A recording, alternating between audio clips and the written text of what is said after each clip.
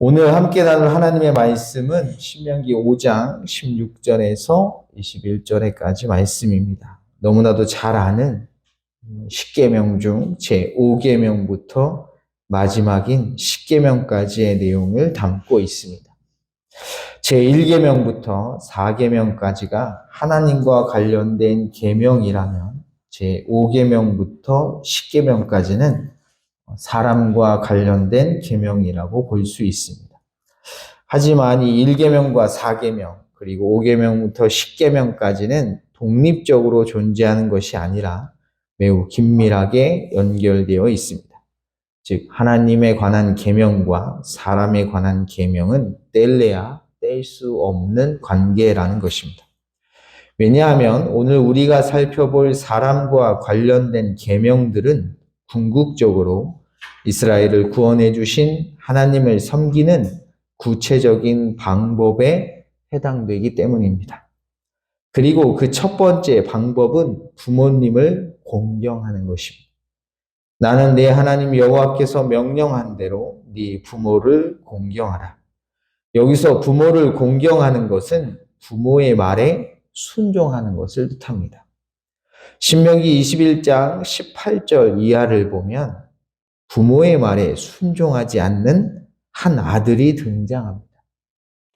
그 아들을 성경은 뭐라고 표현하냐면 완악하고 패역한 아들이라고 말합니다. 사람에게 완악하고 패역한 아들이 있어 그의 아버지의 말이나 그 어머니의 말을 순종하지 아니하고 부모가 징계하여도 순종하지 아니하거든.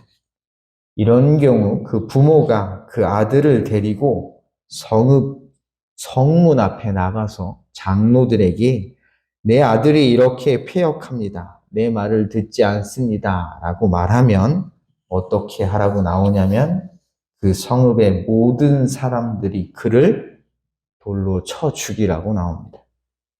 왜냐하면 부모의 말에 순종하지 않는 것은 하나님 앞에 악을 행하는 것이기 때문입니다. 이같이 네가 너희 중에서 악을 제하라. 그리하면 온 이스라엘이 듣고 두려워하리라. 이어서 제6계명이 나오는데 그 내용은 살인하지 말라는 것입니다. 창세기 9장 6절을 보면 이처럼 사람의 생명을 빼앗는 자는 그 역시 자신의 생명을 내놓아야 한다고 나옵니다. 다른 사람의 피를 흘리면 그 사람의 피도 흘릴 것이니. 그리고 그렇게 해야 하는 이유 역시 분명하게 알려주는데 이유는 이렇습니다. 이는 하나님이 자기 형상대로 사람을 지으셨음이니라. 따라서 다른 사람의 생명을 빼앗는 행위는 곧 그 사람을 창조하신 하나님에 대한 도전인 것이죠.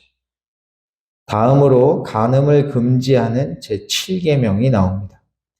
여기서 언급하고 있는 간음은 성적으로 부적절한 관계의 전부를 의미합니다. 창세기 2장 24절을 보면 하나님께서 허락하신 성의 영역은 오직 남편과 아내, 곧 부부입니다. 이러므로 남자가 부모를 떠나 그의 아내와 합하여 둘이 한 몸을 이룰지니라. 따라서 남편과 아내의 관계 이외에 이 관계를 벗어나 행해지는 모든 성적인 행위는 간음에 해당되며 그것은 궁극적으로 하나님께서 세우신 가장 중요한 관계인 결혼을 침해하는 것이자 가정을 파괴하는 행위에 해당됩니다. 이어서 제8계명이 나오는데 그 내용은 도둑질에 관한 것입니다. 살인이 하나님께서 창조하신 이의 생명을 침해하는 죄였다면 간음은 하나님께서 세우신 가정을 침해하는 죄이고 도둑질은 다른 이의 재산을 침해하는 죄에 해당합니다. 또 하나 흥미로운 점은 앞에서 다룬 6계명과 7계명은 8계명과 같은 맥락에서 이해될 수 있다는 것입니다. 다시 말해 살인하지 말라는 6계명은 다른 사람의 생명을 도둑질하는 것이고 7계명의 간음은 혼인관계의 순결과 신성을 도둑질하는 것이며 8계명은 물건과 소유를 도둑질하는 것을 말하는 것입니다. 다음으로 20절에 제9계명이 나오는데 이렇습니다. 네 이웃에 대하여 거짓 증거하지 말지니라. 여기서 거짓으로 번역된 단어는 텅 빈, 실체가 없는 이라는 뜻입니다. 따라서 거짓 증거라는 것은 사실이 아닌 것을 마치 사실인 것처럼 증언하는 것을 말하는 것입니다. 이는 살인의 또 다른 형태라 할 수 있으며 다른 사람의 인격을 도둑질하는 것에 해당된다고 할 수 있습니다. 이어서 하나님께서 주신 10가지 계명 중 마지막 10번째 계명이 나옵니다. 그 내용은 이렇습니다. 네 이웃의 아내를 탐내지 말지니라. 네 이웃의 집이나 그의 밭이나 그의 남종이나 그의 여종이나 그의 소나 그의 낙이나 네 이웃의 모든 소유를 탐내지 말지니라.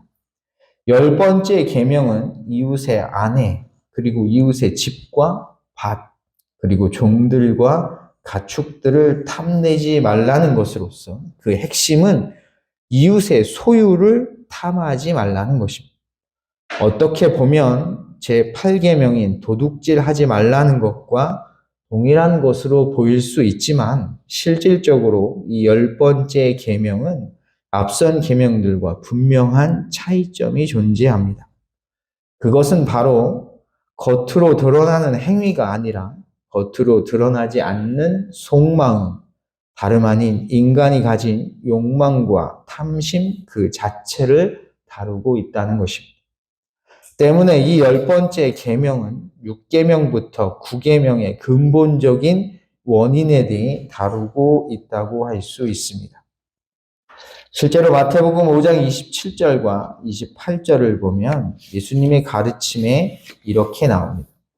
또 간음하지 말라 하였다는 것을 너희가 들었으나 나는 너희에게 이르노니 음욕을 품고 여자를 보는 자마다 마음에 이미 간음하였느니라.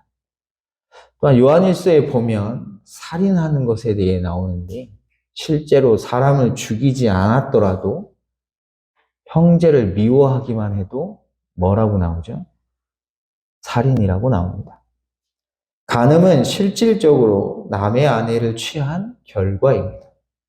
이는 앞서 살펴본 것처럼 하나님께서 세우신 신령한 결혼을 무너뜨리는 것이자 순결을 도둑질하는 죄입니다. 하지만 실제로 간음을 저지르지 않았다고 할지라도 남의 아내를 보고서 음욕을 품는 것도 역시나 실제로 간음을 저지른 것과 동일하게 취급하시는 것입니다. 그리고 이것을 통해 우리는 하나님께서 제5계명부터 10계명을 주신 목적을 분명하게 알 수 있습니다. 그것은 바로 눈에 보이는 죄뿐만 아니라 뭐까지도요? 눈에 보이지 않는 마음까지도 죄를 짓지 않아야 한다는 것입니다. 왜냐하면 그것이야말로 하나님을 진정으로 섬기고 경외하는 것이기 때문이죠. 부모님의 말에 순종하는 것이 곧 하나님을 경배하는 것입니다. 왜냐하면 이 땅의 부모님은 내가 선택한 것이 아니라 누가 주신 것이죠? 하나님이 주신 것이기 때문입니다.